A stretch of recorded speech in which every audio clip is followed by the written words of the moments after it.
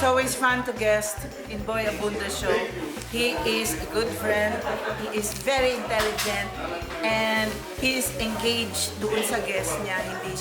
Hindi yung may mga interviewers na walang pakialam sa guest. Siya may pakialam. Love you, Boy. Ako'y, wow, this is my first time talaga. So, the excitement is just lampas-lampas langit. So, I had a great time and grabe si Boy. Si Boy, akala ko ang energy ko taas na itong show na to grabe pala ang energy. So, Naka-stress.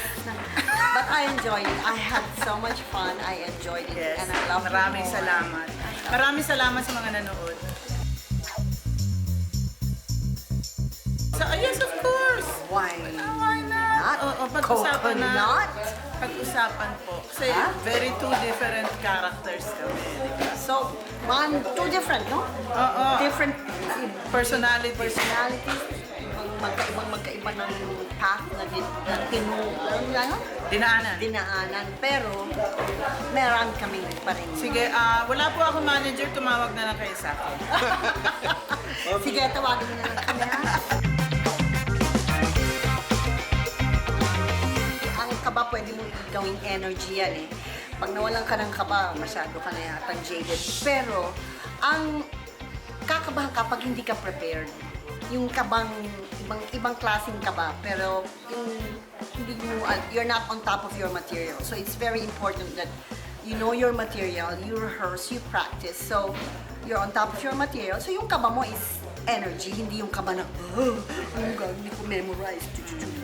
Yun, di ba? May sinabi ko. Aha, tama. Ako naman kinakabahan po whether memorized or hindi. Kasi kahit ano po na prepared at memorized mo, iba yung audience na dumadating pag live po. Yeah. Minsan po talagang merong mabait na audience, merong madaling kilitiin, meron namang din masungit at mahirap kilitiin na parang ang taas ng expectations. But hopefully, ang goal lang po namin, ma-entertain kayo. Magpatawa, magpasaya, At may magandang music with the AMP Big Band Sound. at may mauwi kayong kaligayahan na baon sa inyong puso. Oh, hindi ba?